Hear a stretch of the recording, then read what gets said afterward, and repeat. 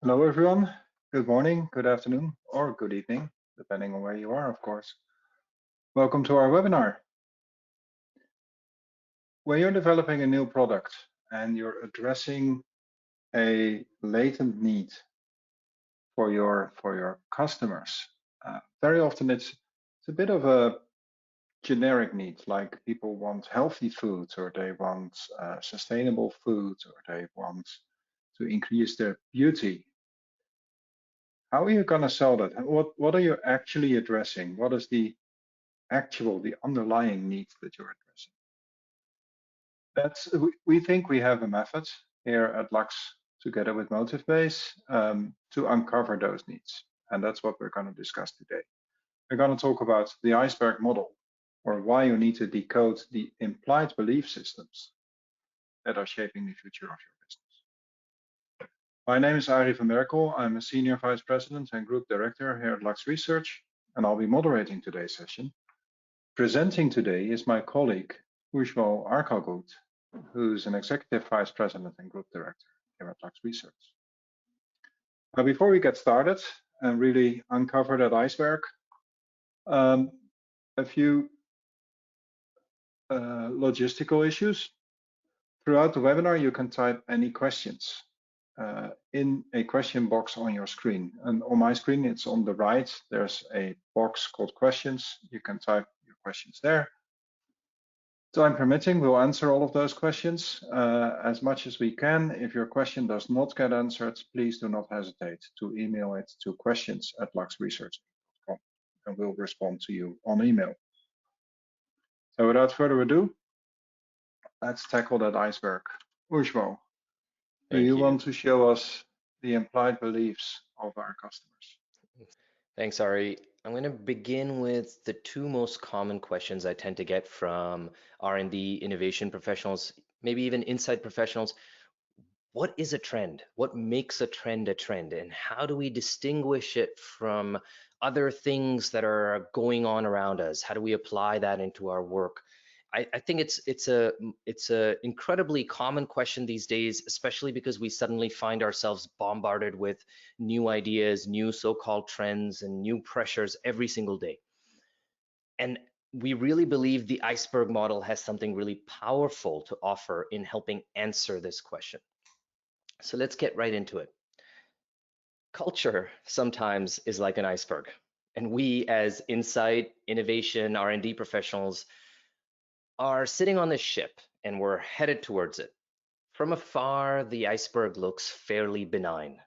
But as we get closer, we start to discover that it may be significant. In fact, it may have a significant threat to our very existence. And no, this isn't the plot line to the film The Titanic, but rather a common problem that we all face in corporate innovation, R&D, research. And the problem is that by the time we discover that that previously benign iceberg is actually a game changer for our business, it's already too late. And then what do? We come up with cool MBA speak. Oh, we're going to implement a fast follow strategy. We start copying everything else that everybody else is doing, left, right, and center. And then we wonder why our results are lackluster. This is why we're so passionate about the application of anthropology into this space, into helping us decode and understand cultures, specifically decode and understand what the real underlying trends and needs are, and decode them far before they appear seemingly massive, before they become significant threats or losses of opportunity for our businesses. And this is really where the iceberg model comes into frame. So let's dive into it. Let's explain what the iceberg model is.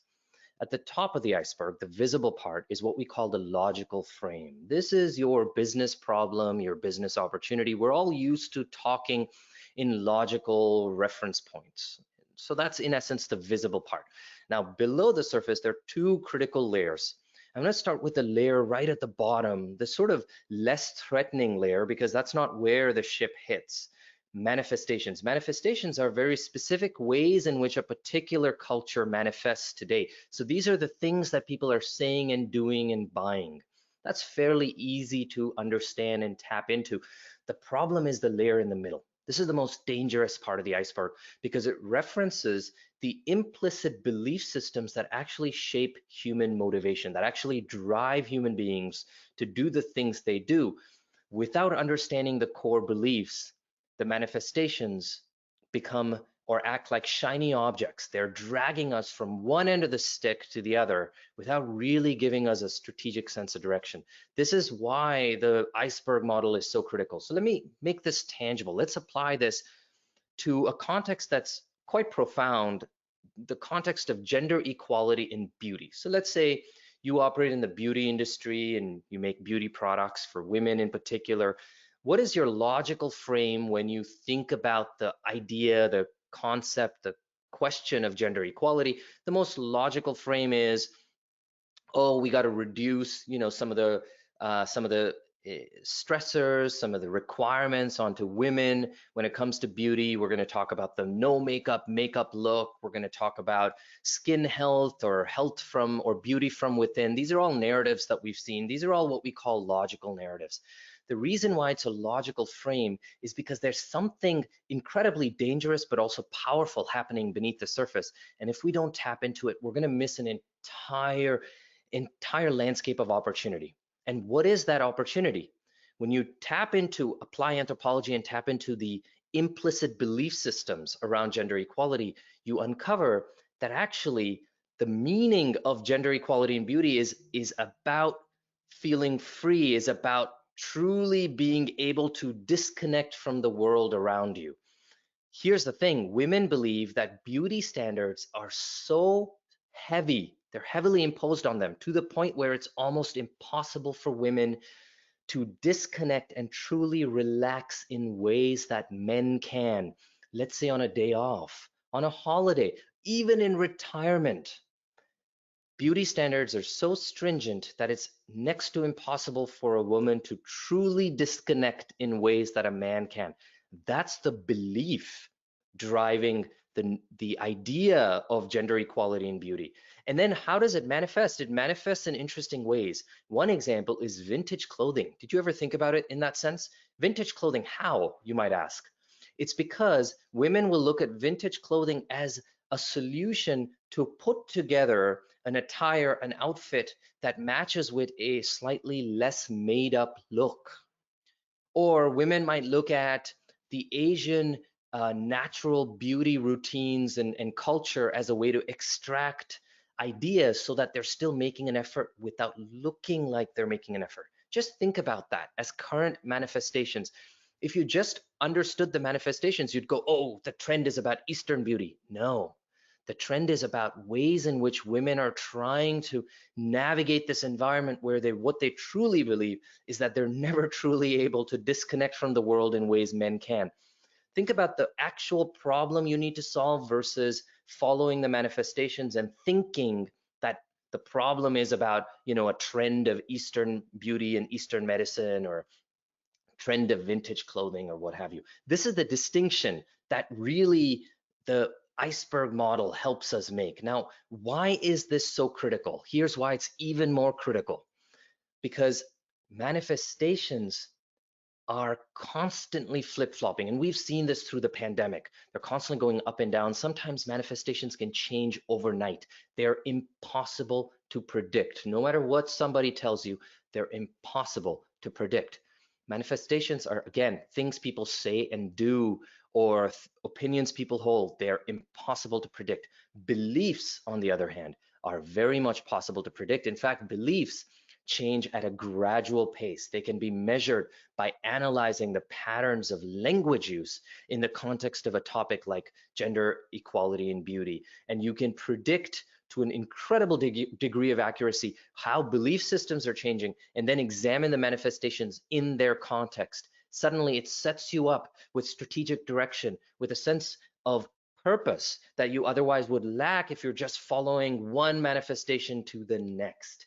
This is why it becomes very powerful, which also gives us the ability to take pause for a second. And before I get into this gut health example, take pause for a second because, and I'll revisit this again when we come back, because what this is teaching us is a trend is not a set of manifestations. Trends are not solutions out in market. They're not things people are saying and doing. Trends are changing sets of beliefs. Think about that for a second. Trends are changing sets of beliefs. They're not solutions out in market. The moment you start to wrap your mind around that, it will transform how you think about innovation.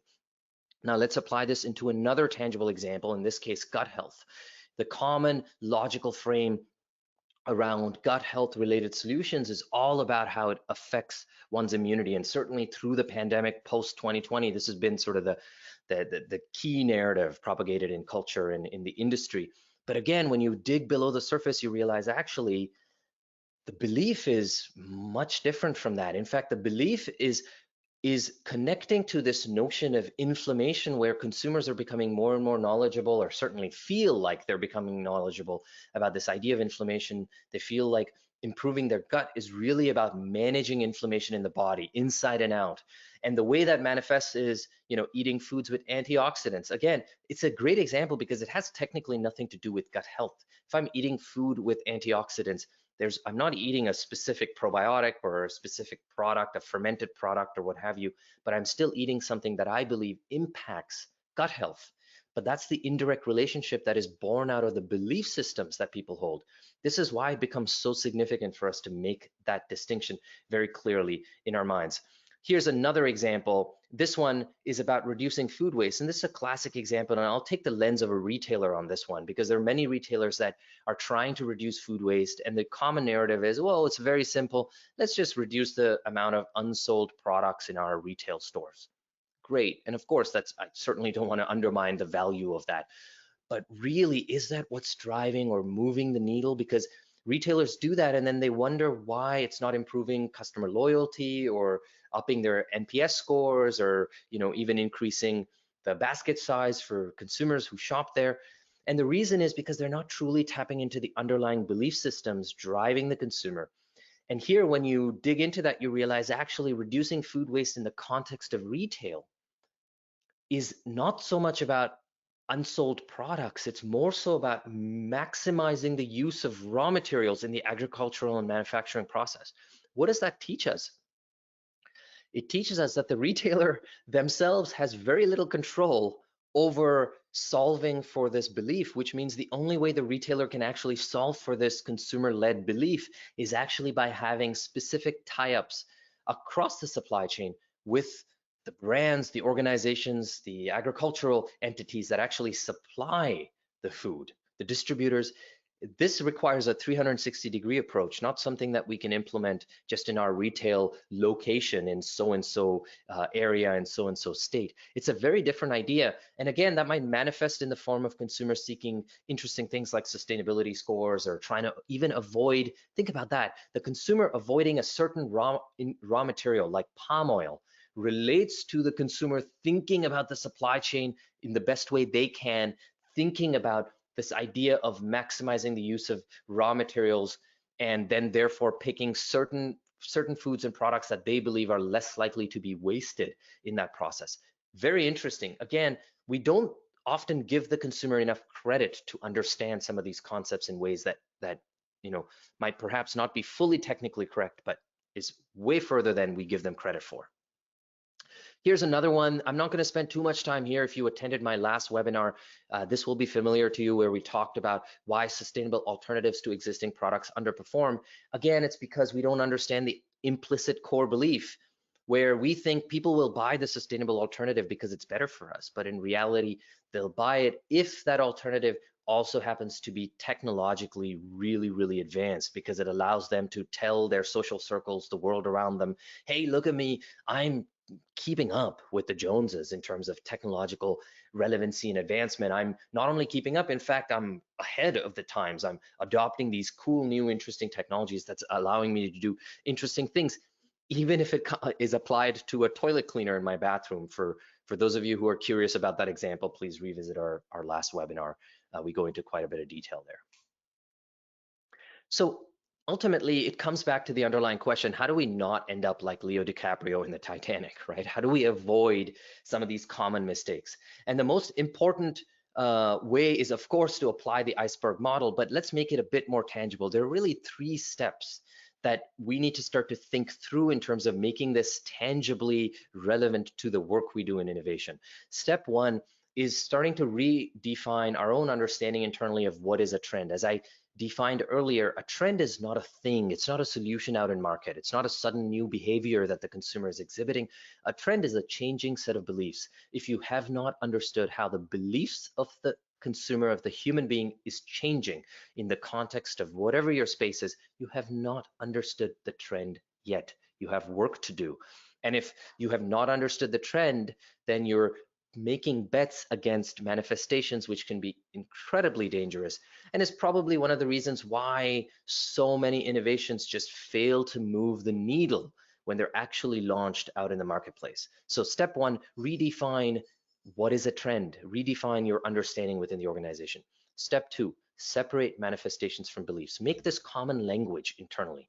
Ask, is that a manifestation or is that a trend? A trend is a belief. Manifestation is a thing. It's a solution. It's an opinion people hold. It's something happening out in the marketplace, something that's potentially distracting us. And then when you identify these manifestations, ask the simple question: what among these manifestations can help the human being fulfill their purpose, their beliefs, and what can prevent them from fulfilling their beliefs? And I'll talk about this a little bit furthermore. And this is step three, which is connecting the beliefs to the job to be done. Identify the barriers that stand in the way of people fulfilling their beliefs. If you can do these three things, it will immediately start to change and move the needle on how you think about these trends and how you align with what's actually happening in culture naturally. And the way the consumer, the human being, thinks about what's happening in the marketplace. So let's apply this into a sample use case. A lot of this is true story, but I've obviously obfuscated certain facts just in the interest of presenting this here. But let's apply this into a use case which is in the personal care landscape. And let's say the client is really chasing after some innovation in body skin specifically. So products that we use for grooming for our bodies in particular. And if we apply the iceberg model, one of the first things we'll learn is why certain manifestations exist. So you might see manifestations like people's interest in fermented skincare products or pH balanced body wash or ingredients like pumpkin enzymes. And you may ask, why do those manifestations exist? And you realize actually it's because the trend is, the changing belief is that people are searching for this thing that they think is balance in their body and skin. So what is balance? The best way the consumer thinks about it right now is through this notion of pH, through this notion of doing what's right. They're kind of applying the same lens of food onto their skin, onto their bodies now. So you realize, okay, the changing belief, the trend is about balance in body and skin. Then you link that changing belief to the manifestations, makes sense. Then you go to step three, which is asking the question, okay, what are the existing barriers that are making it difficult for the consumer currently in order to achieve balance? And you realize, okay, the biggest barrier, and this is just one among 5 major jobs we had analyzed in this space, but one job, one barrier here is the consumer finds it very difficult to know if something is a hormone disruptor. So this is a very common way that the consumer is currently thinking about things that prevent balance or things that kind of push you off balance. So they're finding it difficult to know, or they're realizing, oh, certain products will actually become a hormone disruptor for me. And in particular, can be a hormone disruptor if I'm somebody that has sensitive skin, if I'm somebody, let's say, that has just given birth, so post-pregnancy, menopause, women in particular. So suddenly you start to realize, oh, interesting, this belief in particular is led by a group of consumers that are in certain life stages, a certain gender, life stage, and you start to realize that's the first point of contact, the first point of attack, if you will, in solving this problem out in the marketplace. Because if we can solve for the barrier for people who are closest to this changing belief, then we can use them in essence as our early adopters, if you will, to further propagate this idea across culture. And then once you think through this problem, you may then begin to envision solutions, and suddenly all the solutions you envision will be so much more aligned with the underlying changing belief, because you'll never forget the underlying trend you're solving for, which is helping these consumers assess what products will give them balance, helping these consumers figure out what is potentially causing an imbalance and where they can bring more balance into their lives depending on who they are and perhaps what they're going through, and ultimately making it easy for them to find these solutions and pick the right solution. So I think this is the interesting thing, and I wanted to bring a very tangible example for you to just illustrate how the iceberg model can make a very, very tangible impact in connecting these implicit beliefs, the underlying trend, to the manifestation, making sense of the manifestation, then connecting it to the underlying barrier or the job to be done, which is really answering the question, hey, what's preventing people from fulfilling their beliefs? And once you do that, it then basically gives you a playing field where you cannot go wrong because you have a clear idea of what the problem is that you need to solve for the consumer.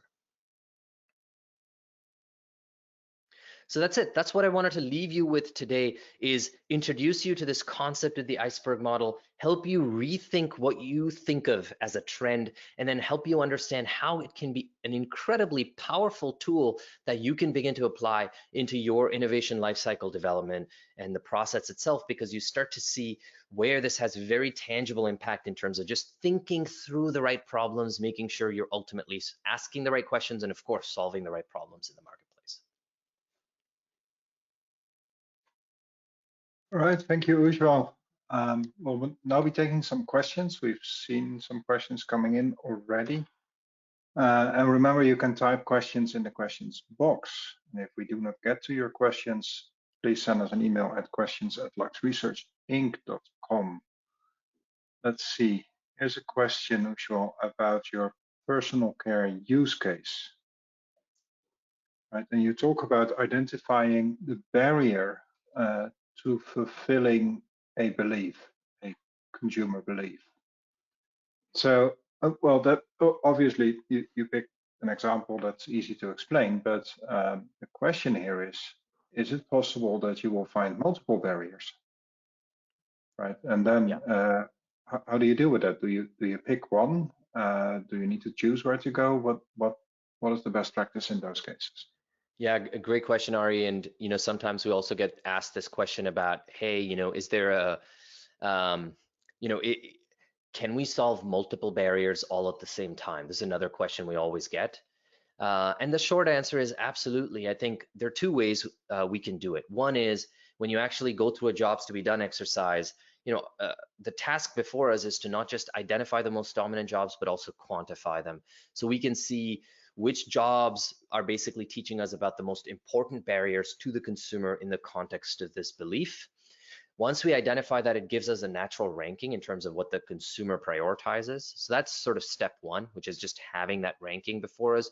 And then step two, obviously, is then linking that to the operational competency and efficiency of the organization itself, which is saying, okay, which of these barriers can we reasonably solve for given our historical business and given our future business plans? What can we actually solve for? And usually we find when you bring the two layers together, it creates a grid. And that grid basically is a simple grid that tells us which barriers can we solve in the short term, which can we solve in the long term. And it gives us a very clear idea of ultimately where we begin and where we end up. So that's sort of the usual process we recommend following. But obviously, the starting point is always asking what's the most critical one, what's the most critical barrier for the consumer, and that sort of sets us down that path. All right. So basically, what you're recommending is kind of an opportunistic approach, right? Exactly. See which barrier you're able to solve so that you can get going. At the same time, keep in mind which one is actually critical, which one, right? You want to start with something important as well. Exactly. Yeah, that's great guidance.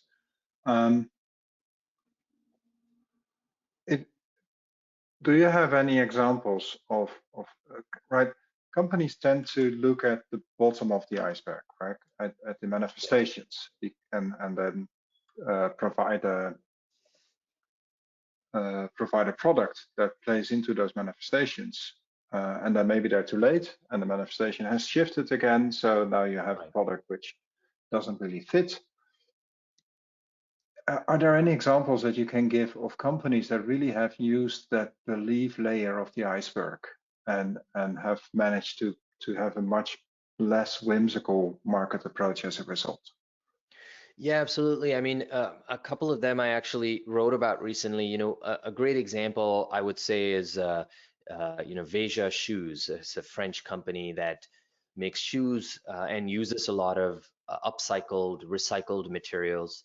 That's a great example of a company where their belief or their understanding of the consumer belief drives then their solution, right? Which is realizing that, and again, I don't, full disclosure, I don't work with them, so I'm commenting on this based on some talks I've seen and evidence that is very clear publicly available. But it's very interesting to me because they have great clarity in terms of realizing what is the underlying consumer belief they're solving for, and they really demonstrate that in the way they go to market. They also demonstrate the fact that and talk about the fact that their job is to just make it easy for people to find solutions that solve this problem. So people are becoming very aware that there's so much waste. They want to make an impact, and they're saying, hey, we're one of those solutions where we can take some of this waste and reuse it, and we're going to make it easy for you to pick a shoe that pretty much costs the same as anything else. So that's a great example where their belief is also turned into their marketing, which I think is sort of the ultimate goal with organizations. There are many other examples. Another great one is Target. They launched a food brand called Good and Gather, and another fantastic example of a private label brand launch from Target where they clearly understood the underlying changing belief, which is helping consumers understand and making it easier for them, removing their barriers to identifying and solving for nutritionally dense, healthy foods. And again, understanding that that's an important belief. Affordable, nutritionally dense foods is a challenge in America. Realizing they can solve that challenge and then identifying what the most important barriers are and how they can solve that. That's another fantastic example. And if you have not shopped Good and Gather, and if you're in the States, I would definitely recommend shopping Good and Gather because you'll see how that comes to life in the retail experience as well. I don't usually shop in the US, but I'm there occasionally, so I'll keep an eye out and see if I can get that experience. Now, here's another question. Suppose you're working. Suppose one of our audience, and apparently one of them might be because they're asking the question. You're working on unpacking a consumer need, and now having watched this presentation, you realize that you're actually focused on a manifestation and not so much on a core belief. Right. How do you roll back? How do you take a step back and start to unpack the underlying beliefs rather than just focusing on that one manifestation? Yeah, great question. Uh, it can seem scary, but the most important thing I can assure you is that the moment you examine underlying belief systems, all it will do is bring clarity. And in fact, I think it will do the opposite of creating anxiety because actually, and we've gone through this, by the way, many, many times with organizations. It's not uncommon for organizations to build things based on manifestations. But usually what will happen is when you build things based on manifestations, you will actually have a lot more anxiety because you will have many unanswered questions, many questions that are difficult to explain based on what's going on out in the marketplace, because you'll see a lot of manifestations that are opposing one another. They will not make sense. The moment you take a step back and understand changing beliefs, suddenly the idiosyncratic behavior of the consumer will make so much more sense, right? Because again, even the example that's on my screen, right? If I just show you fermented skincare products and pH balanced body wash and lactic acid, you're gonna go, what are we talking about here? Are these all different trends? But until you understand the underlying belief system, you won't realize that actually all of these manifestations are grouped together in the mind of the consumer and they think it's doing something for them. So that's I think the biggest piece is every time we go through this exercise, actually we find it reduces anxiety of decision making. It helps bring a lot more clarity in terms of understanding the flip-flopping nature of culture, and it really helps us, I think, ultimately bring clarity in terms of the language we use internally in even framing up the underlying spaces of opportunities that we want to actually shape and chase after as innovation teams. So I think I think if you're asking that question, that's step one. It's a fantastic question to ask, but I will say it will seem more daunting than it actually is, because actually it's going to be so much more helpful in moving you quickly down the line. Yeah, that's good advice. And I'm actually looking at what's on your screen right now. I think we're probably heading into the season where pumpkin enzymes will become really popular again, or at least really current again. Right. But we'll see about that. And the interesting thing here is about the product line, right? You were saying it, in this case, you're not just launching a product, you're launching a system, more or less. You're assessing the skin condition first and then create the balance. So it's more of a process that you're selling than actually That's right. product. So that's a different way of looking at your product as well, I suppose. Absolutely. Basically, if I summarize your answer, what you were telling me is you're not taking a step back. If you find you're working on a manifestation and you want to switch to first examining the core belief, you shouldn't be calling that taking a step back. It's actually gaining a better understanding of what drives the consumer, and therefore it's actually a step forward in the product development that you're taking. Very well put. Absolutely. So with that, it's time. We have a couple more questions, but I don't have time to ask them to post them to you. But like I said before, please don't. And if you come up with questions tomorrow, right? Maybe you mold over this this presentation and you come up with questions tomorrow. Just send them to questions@luxresearchinc.com, and we can still get back to you. So that concludes our webinar for today. Thank you again, Ujwal. The slide presentation and the recording will be sent to all attendees through email today. And after leaving the webinar, we'll prompt you to complete a survey on today's presentation. So we appreciate any feedback you may have so that we can inform both the quality of the delivery, but also the content of our future webinars. If you have requests, if you would like us to present a webinar on something in particular, then don't hesitate, fill out the form, survey, and let us know. And of course, take a moment and check out our upcoming webinars as well. So thank you for joining us and have a great day.